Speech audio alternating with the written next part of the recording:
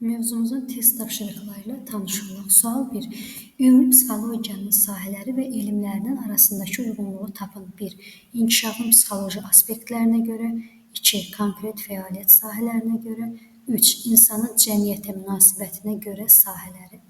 İnkişafın psixoloji aspektinə görə sahələri dedikdə yaş psixologiyasını xatırlayırıq. Konkret fəaliyyət sahəsinə görə dedikdə pedaqoji psixologiyanı xatırlayırıq. İnsanın cəmiyyətə münasibətinə görə sahələr dedikdə, bəli, sosialı xatırlayırıq. İndi baxaq, A bəndi pedaqoji psixologiya, əmək psixologiyası, psixoterapiya, psixofarmakologiya və tibbi psixologiya. Bəli, deməli, konkret sahəyə görədir bu, konkret fəaliyyət sahəsinə görədir. 2A. Yaş psixologiyası, differensial psixologiya, psixodiaqnostika, cinsi fərqlərin psixologiyası, müqayisəli psixologiya isə inkişafın psixoloji aspektinə görə sahələridir. 1B.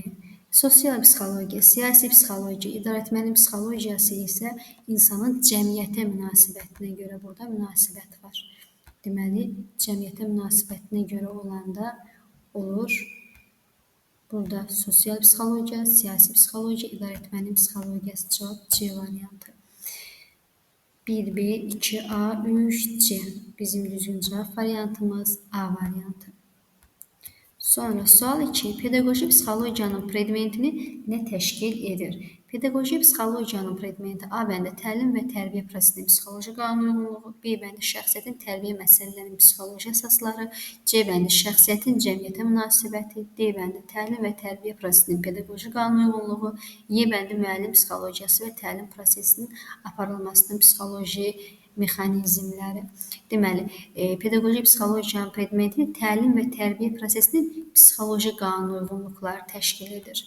Düzgün cavabımız A variantı. Digər variantlarda isə pedaqoji psixologiyanın sahələri vardı. Təlim psixologiyası vardı, tərbiyə psixologiyası vardı, bir də müəllim psixologiyası vardı. Anormal uşaqlarla təlim, tərbiyə işinin psixologiyası vardı. Onlara aiddir. Məsələn, şəxsiyyətin tərbiyə məsələsi tərbiyə psixologiyasına aid idi. Şəxsiyyətin cəmiyyətə münasibəti belə bu aid deyil ona. Təlim, tərbiyə, pedaqoji qanunyunluq deyil. Psixoloji olsaydı doğru olardı.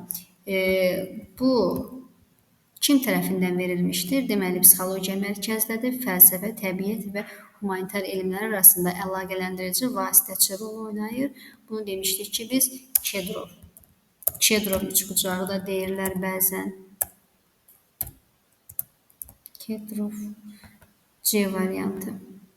Seçenov demişdik, hansı fikri irəli sürmüşdü? Seçenov demişdi ki, psixi olan hər bir hal, hadisə prosesual xarakter daşıyır. Maslow da humanist psixologiyanın yaradıcıları idi. Anenyev, Lomov düzdür. Psixologiyanın sahələri haqqında fikir söyləyənlərdəndir, lakin bizə verilən şəkil Kedrov tərəfindən verilmişdir. Növbəti sualımız, reduksionizm nədir? Qayıtma, geri çəkilmə. Bəli, reduksionizm qayıtma, geri çəkilmə sözündən götürülmüşdür. Hətta biz bu onun haqqında danışmışdıq ki, son zamanlarda psixologiyada reduksionizm haqqında həddən artıq çox danışılır. Bu, psixologiya sahəsində psixi hadisələrin fizioloji, biokimyəvi və s. hadisələrə müncər etməsidir. Yəni, onlarla qarşılaşdırılmasıdır. Hətta onlarla əvəz edilməsi kimi özünü göstərirdi. Birləşdirmə dedikdə inteqrasiyadır. Dedik ki, elmlərin inteqrasiya prosesi baş verir. Yəni, onlar birləşir. Ayrılma diferensiyasiya idi. Yəni, bir-birindən fərqlənir. Elmlərin diferensiyasiyası prosesi baş verir. Həkk olunma da imprinting idi. Imprinting sözündən götürülmüşdü. Diqqətiniz üçün təşəkkür edirəm.